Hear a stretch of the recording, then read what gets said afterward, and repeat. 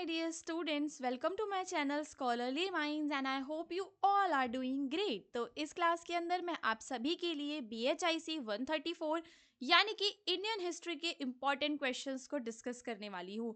मेरे चैनल पर same video Hindi में भी अवेलेबल है। अगर आपने वो वीडियो आप हिंदी मीडियम के स्टूडेंट हैं तो आप वो वीडियो को देख सकते हैं। यहाँ पर मैं जो भी क्वेश्चंस को डिस्कस करूंगी वो सारे के सारे जो क्वेश्चंस हैं वो आपके एग्जाम पॉइंट ऑफ व्यू से इम्पॉर्टेंट हैं। दूसरी चीज स्टूडेंट्स, हम क्या देखते हैं कि जो प्रीवियस ईयर में ये क्वेश्चंस हैं बार बार पूछे जाते हैं, तो हो सकता है कि आगे भी ये जो क्वेश्चंस हैं इनकी संभावना जो है आपके पेपर में आने की बढ़ जाती है। तो यदि आपको अपने एग्जाम में अच्छे मार्क्स स्कोर करने हैं तो इस वीडियो को जरूर देखिए, क्योंकि बिल्कुल ईजी लैंग्वेज के अंदर मैं आपको सारे के सारे जो क्वेश्चंस हैं उनके आंसर समझाती हूँ।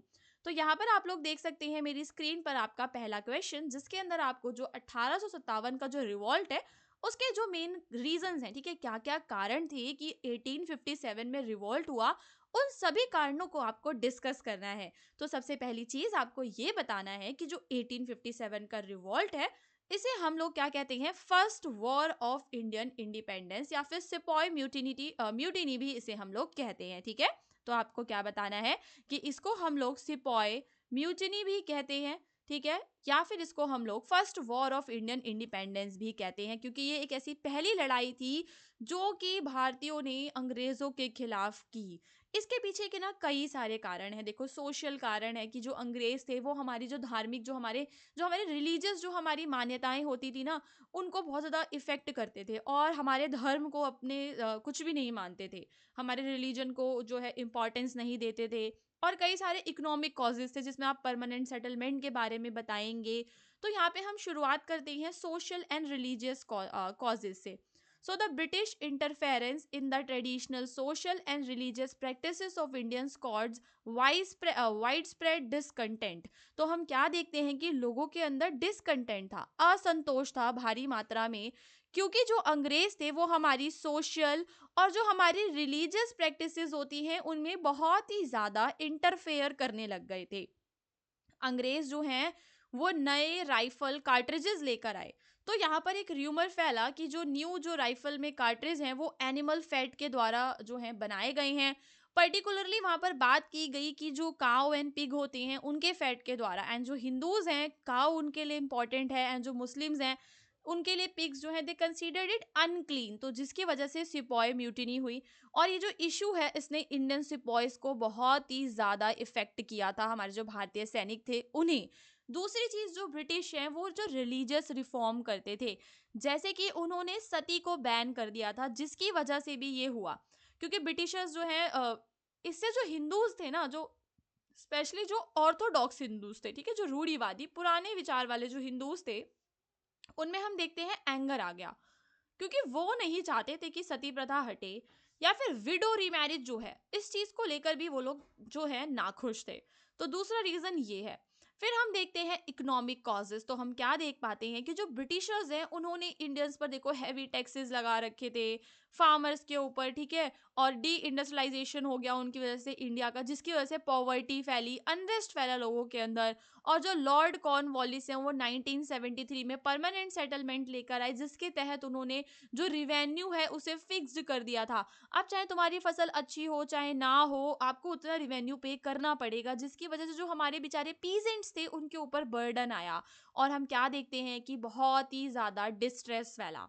जो सिपॉयज हैं ब्रिटिश ईस्ट इंडिया कंपनी के, ठीक है, इन्हें जो है ना क्या था कि पेमेंट भी पूरा नहीं मिलता था और इनके साथ जो व्यवहार है वो अच्छा नहीं किया जाता था। जो ब्रिटिश के ऑफिसर्स थे इनकी ना इज्जत नहीं करते थे। So the introduction of new rifle cartridges फिर और ज्यादा ट्रिगर हो गए। पहले ही ये लोग मतलब परेशान थे, फिर ये कार्ट्रिज वाला मैटर आया तो और ज्यादा ट्रिगर हो गए। So additionally the British attitude towards Indian soldier was disgrading and discriminatory. ये जो ब्रिटिशर्स का एटीट्यूड था ना भारतीय सिपाहियों के प्रति, ये कैसा था, डिस्क्रिमिनेटरी था, ठीक है, भेदभाव करते थे, उनको नीचा दिखाते थे। फिर हम इसके पॉलिटिकल कॉजेज बताएंगे। अब हम क्या देखते हैं कि जो ब्रिटिशर्स हैं उन्होंने डॉक्ट्रिन ऑफ लैप्स वो लेकर आए। जो ब्रिटिशर्स हैं जिसकी वजह से उन्होंने अवध वगैरह जो होती हैं वहां पर कब्जा कर लिया, डॉक्ट्रिन ऑफ लैप्स की, यानी कि अगर उनका कोई भी आने वाला जो आने वाला क्या कहते हैं उसको, जैसे कि कोई राजा होता था तो राजा के बाद उसका बेटा किंग बनता था। तो अगर उन्हें दिखता था कि अब आगे कोई नहीं है तो फिर वो उसकी एरिया को अपने अंडर ले लेते थे। तो ये जो उन्होंने यहाँ पर एनेक्सेशन शुरू किया, ठीक है, इसकी वजह से पॉलिटिकल कॉजेज हैं। अब इस रिवॉल्ट के क्या आउटकम हुए, तो ये जो रिवॉल्ट है इसे ब्रिटिशर्स ने सप्रेस कर दिया and it mark the beginning of the struggle for Indian independence. तो यहाँ पर जो चीज इंपॉर्टेंट है वो ये है कि भले ही इसको ब्रिटिशर्स ने सप्रेस किया था, पर ये हमारे इंडियन इंडिपेंडेंस की क्या थी, बिगिनिंग थी। So after the revolt the British government dissolve the British east India company and took direct control of India. तो यहाँ पर क्या होता है कि जो ब्रिटिश गवर्नमेंट है उसने ईस्ट इंडिया कंपनी को तो हटा दिया और इंडिया का जो डायरेक्ट कंट्रोल है अपने हाथों में ब्रिटिश राज ने ले लिया। तो यानी कि जो इंडिया है वो 1858 में क्या हो गया था कि ब्रिटिश क्राउन के अंतर्गत आ गया था। दूसरा यहाँ पर आपका क्वेश्चन है परमानेंट सेटलमेंट इन बंगाल वाला। तो बंगाल में जो परमानेंट सेटलमेंट है इसी की वजह से तो हम देखते हैं कि 1857 का रिवॉल्ट भी हुआ है। तो कहीं ना कहीं ये भी एक कारण है क्रांति का। तो the permanent settlement was introduced in Bengal by the lord Cornwallis in the 1793 and its main objective was to ensure the fix revenue from land. तो जो भी हमारे पास लैंड है उससे हमें क्या देना पड़ेगा, हमें फिक्स्ड रिवेन्यू देना पड़ेगा। ये सरकार ने फिक्स कर दिया था which would help the British administration maintain financial stability. अब यहाँ से हम क्या देखते हैं कि इसकी वजह से जो भारत की जो अंग्रेजी जो सरकार थी उसको फायदा था, क्योंकि उसके पास रिवेन्यू जो है एकदम मतलब देख रहे हो फिक्स कर देंगे ना, तो डेली हर महीने उतना मिलने लग जाएगा। तो इसके जो फीचर्स है वो क्या है, पहली चीज the British gave land ownership right to zamindars who were made responsible for collecting and paying taxes to the British government। तो जो ब्रिटिश सरकार थी उन्होंने ना जमींदार बना दिए थे और जमींदारों का काम था कि वो टैक्स को कलेक्ट भी करेंगे, कलेक्ट करने के बाद ब्रिटिशर्स को पे भी करेंगे। और ये जो टैक्स है ये क्या कर दिया था उन्होंने, फिक्स्ड कर दिया था। ठीक है, चाहे प्रोडक्टिविटी हो, चाहे तुम्हारी फसल उगे चाहे ना उगे, हमें कोई लेना देना नहीं है, हमें तो इतना चाहिए ही चाहिए। अब यहाँ पर हम देखते हैं इसके क्या कॉन्सिक्वेंसेज हुए। तो पहली चीज, जो जमींदार हैं उन्हें इस सिस्टम से बेनिफिट तो हुआ, ठीक है, उन्हें हाई रेंट मिला, लेकिन जो पीजेंट थे बेचारे के उनके साथ बहुत बुरा हुआ। वो ये जो ऑब्लिगेशंस थी ना वो पूरी नहीं कर पा रहे थे। इन जमींदारों की वजह से किसानों पर भारी जो है दबाव पड़ रहा था, किसानों का शोषण हुआ। The peasants who had no ownership right over land suffered under this system as they were forced to pay heavy rent to the zamindar. अब जो पीजेंट है जमीन उनकी थी नहीं, तो अब उनको इतना हैवी रेंट भी पे करना पड़ रहा था। तो कई सारे जो किसान थे वो कर्जे में दब गए थे। So the system discourage improvement in agriculture, और एग्रीकल्चर में कुछ इम्प्रूवमेंट भी नहीं किया। तुम क्या बोलते हैं, एक के बाद एक फसल तो उगवाए जा रहे हो लेकिन एग्रीकल्चर में कुछ इम्प्रूवमेंट नहीं कर रहे हो, केवल और केवल तुम्हें पैसे से मतलब है। तो इस वजह से एग्रीकल्चर की प्रोडक्टिविटी क्या हो गई थी, घट गई थी। ठीक है, और सोशियो इकोनॉमिक इनइक्वालिटी हम देखते हैं, तो this lead to the creation of a new class of powerful land owner. तो हम क्या देखते हैं कि परमानेंट सेटलमेंट की वजह से एक नई क्लास सामने आई जिसे हम कहते हैं पावरफुल लैंड ओनर्स, यानी कि जो आपके जमींदार हैं इनकी क्लास हमारी सामने आई। तो while the majority of the population the peasant became increasingly impoverished. तो जमींदार तो ऊंचे उठ गए लेकिन जो बेचारे किसान हैं वो क्या रह गए, गरीब रह गए, और उनका बहुत ही ज्यादा शोषण हुआ। अब यहाँ पर आप लोग कमर्शलाइजेशन ऑफ एग्रीकल्चर के बारे में बताएंगे। तो अंग्रेजों के आने से पहले हम क्या देखते हैं कि जो भारत के लोग हैं वो कैसी फसलें उगाते थे, खाने पीने वाली फसलें उगाते थे, जैसे कि वो उगाते थे गेहूं, ठीक है, चावल, ये सब उगाते थे। लेकिन जब अंग्रेज आए तो इन्होंने क्या किया कि जो कृषि है उसका वाणिज्यीकरण यानी कि उसको कमर्शलाइज कर दिया।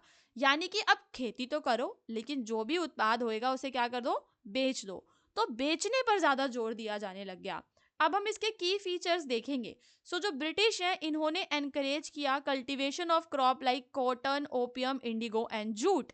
इन्होंने कहा कि भाई वीट और राइस को मारो गोली, ठीक है, वीट एज राइस मत उगाओ, क्या उगाओ, कॉटन, ओपियम, इंडिगो, जूट, क्योंकि ये इनकी जरूरत है कहाँ पर, ब्रिटिश की इंडस्ट्रीज में और व्यापार में इनकी डिमांड है। तो इस वजह से इन्होंने क्या किया कि भारतीय किसानों को ये उगाने पे मजबूर किया, ताकि जो इंडिया है वो ब्रिटिश की इंडस्ट्रीज के लिए क्या कर सके, रॉ मटेरियल्स को सप्लाई कर सके, और जो ब्रिटिशर्स हैं वो ज़्यादा से ज़्यादा जो रिवेन्यू है, मुनाफा है, वो जनरेट कर पाएँ। इनका जो एग्रीकल्चर है वो कैसा था, एक्सपोर्ट ओरिएंटेड था। जो भी उगाओ एक्सपोर्ट कर दो, निर्यात कर दो, भारत से लेकर चले जाओ। तो instead of focusing on food crops like rice and wheat, farmers were forced to grow cash crops for export to Britain and other countries. तो जो फार्मर्स थे उन्हें फोर्स किया जाता था कि वो कैसी क्रॉप्स को उगाएं, कैश क्रॉप को, ठीक है, वाणिज्यिक जो फसलें होती हैं उन्हें उगाएं। इसके क्या कॉन्सिक्वेंसेज हुए, तो हम क्या देखते हैं कि बंगाल के अंदर तो सीधा क्या आ गया, फेमाइन आ गई, क्योंकि खाने के लिए कुछ बचा नहीं। तो 1770 में बंगाल में फेमाइन आ जाती है। एज कैश क्रॉप को प्रायोरिटाइज किया गया था, इंडिया के पास फूड शॉर्टेज हो गई, और हंगर एंड स्टारवेशन, तो भूखमरी फैली, कुपोषण फैला, और जो फार्मर्स हैं उनका एक्सप्लॉइटेशन हुआ। So the commercialisation of agriculture meant that farmers had to bear the brunt of heavy taxes. तो जो फार्मर्स थे उन्हें भारी मात्रा में टैक्स पे करने पड़े, मार्केट में जो प्राइस है वो फ्लक्चुएट हुआ, और जो काफ़ी सारे जो फार्मर्स हैं वो कर्जे में डूब गए, और उन्होंने अपना जो लैंड है वो भी लूज कर दिया, लॉस्ट हो गया सब कुछ, और जो ट्रेडिशनल एग्रीकल्चर है उसका क्या हो गया, डिक्लाइन हो गया। तो the focus on cash crop lead to the decline of traditional farming practices that had been more sustainable and suited to local needs. तो पहले जो लोग थे ना वो अपनी लोकल नीड के हिसाब से फसलों को उगाया करते थे, पर कैश क्रॉप की वजह से जो लोकल नीड्स थी वो पूरी नहीं हो रही थी, सस्टेनेबल प्रैक्टिसेस वो नहीं कर पा रहे थे। अब यहाँ पर आपका अगला जो क्वेश्चन है बहुत ही इजी है। इसमें आपको जो राजा राम मोहन रॉय है ना उनके व्यूज बताने हैं, मेन आइडियाज बताने हैं। तो देखो, सबसे पहली चीज हम यहाँ पे बात करते हैं अबॉलिशन ऑफ सती की, कि ये जो है ना अबॉलिश करने की बात की इन्होंने सती प्रथा को, क्योंकि उन्हें लगा कि ये जो है ये मानव अधिकारों के तो बिल्कुल ही खिलाफ है, ये तो ऐसा कुछ होना ही नहीं चाहिए। तो राजा राम मोहन रॉय जो है वो एक सोशल रिफॉर्मर है and one of the most influential figure of the Indian renaissance. तो इंडियन रेनेसा के जो है एक इम्पॉर्टेंट फिगर भी हैं वो, उनके जो कंट्रीब्यूशन है सोशल रिफॉर्म्स में है, रिलीजियस रैशनलिज्म एंड एजुकेशन को वो प्रमोट करते हैं। अब हम यहाँ पर उनके आइडियाज देखेंगे तो उन्होंने सती को अबॉलिश किया। तो जो राजा राम मोहन रॉय हैं उन्होंने सती सिस्टम का जो है क्या करते थे, वो उसको अपोज करते थे, ठीक है, और उसको एक इनह्यूमन प्रैक्टिस मांगते थे। और जो है उन्हीं की वजह से अबॉलिशन ऑफ सती एक्ट 1829 भी आया था। फिर जो है राजा राम मोहन रॉय का विश्वास था कि जो हिंदू सोसाइटी है उसमें क्या होने चाहिए, रिफॉर्म होने चाहिए, क्योंकि जो भी वो आइडल वर्शिप करते हैं, सुपरस्टिशन को मानते हैं, ये सब चीज़ें जो है ये बेकार है। वो मोनोथीज्म में बिलीव करते थे, और एजुकेशन को भी वो प्रमोट करते थे, वेस्टर्न स्टाइल एजुकेशन को वो प्रमोट करते थे। इंग्लिश जो है इंडियंस के लिए वो चाहते थे कि जो इंडियंस है वो इंग्लिश को सीखें, और उन्होंने जो ब्रह्मो समाज है उसको भी फाउंड किया, ठीक है। तो it sought to remove the idol, मूर्ति पूजा, जो भी जो अंधविश्वास हैं उन्हें खत्म करना, पुराने जो रिचुअल्स हैं हिंदुइज्म में उन्हें खत्म करने की बात जो है इस ब्रह्मो समाज में की गई थी। और जो है वुमेन के राइट्स के लिए भी उन्होंने एडवोकेट किया, महिलाओं के अधिकारों की जो है उन्होंने बहुत ज़्यादा मांग की थी कि उन्हें लीगल राइट्स मिलने चाहिए, एजुकेशन उनको मिलना चाहिए, और वो रिलीजियस टॉलरेंस यानी कि सभी जो धर्म हैं उनको बराबर मानते थे। और वो जो है लॉजिक की बहुत बात करते थे, ठीक है, लॉजिक और रीजनिंग। वो कहते थे कि जो धर्म है ना वो बेस्ड होना चाहिए लॉजिक पे, रीजनिंग पे बेस्ड होना चाहिए, ना कि हमें अंधे होकर रिचुअल्स को फॉलो करना है। जो भी रूढ़िवादी चीज़ें हैं उनका वो मना करते थे, उन चीज़ों को सपोर्ट नहीं करते थे। तो जो राजा राम मोहन रॉय हैं उन्हें हम father of the Indian Renaissance भी कहते हैं, क्योंकि उनके जो कंट्रीब्यूशन है सोशल, एजुकेशनल और कल्चरल रिफॉर्म्स में इंडिया की वो इम्पॉर्टेंट है। उनके जो आइडियाज़ हैं उनकी वजह से हम देखते हैं कि जो इंडियन सोसाइटी है आज इतनी मॉडर्न हो पाई है। सो नाउ स्टूडेंट्स, इसके पीडीएफ के बारे में आपको मैं फटाफट से इन्फॉर्मेशन दे देती हूँ। तो वेबसाइट का नाम है हिंदुस्तान नॉलेज। इसको आप लोग गूगल पे सर्च करेंगे तो जो पहली वेबसाइट आएगी वो हमारी ही वेबसाइट आएगी। वहाँ पर आपको BHIC 134 का आर्टिकल सर्च करना है, और आपको अपने जो पीडीएफ है उस आर्टिकल के नीचे ही मिल जाएंगे। वेबसाइट के अंदर सर्च ऑप्शन भी होता है, वहाँ पर आप लोग BHIC 134 सर्च भी कर सकते हैं। आप लोग चाहें तो हमारे व्हाट्सएप चैनल को ज्वाइन कर सकते हैं, जिसका लिंक आपको डिस्क्रिप्शन में मिल जाएगा। उस चैनल से क्या रहता है कि आपको मैं पीडीएफ के जो लिंक होते हैं और जो भी न्यू वीडियो मैं अपलोड करती हूँ ना उस चैनल पे पे भी अपडेट कर देती हूँ। तो जब भी आपको इसके नेक्स्ट क्लास आएंगे तो उनके बारे में अपडेट मेरे व्हाट्सएप चैनल पर ही मिल जाएगा। So now students, all the best for your exam. अब हम मिलेंगे अपनी नेक्स्ट क्लास के अंदर, जिसमें हम इसी प्रकार से और भी इंपॉर्टेंट क्वेश्चन को डिस्कस करेंगे और मैं आपको बताऊंगी कि कौन कौन से पॉइंट्स हैं जो आपको अपने आंसर में इंक्लूड करने हैं।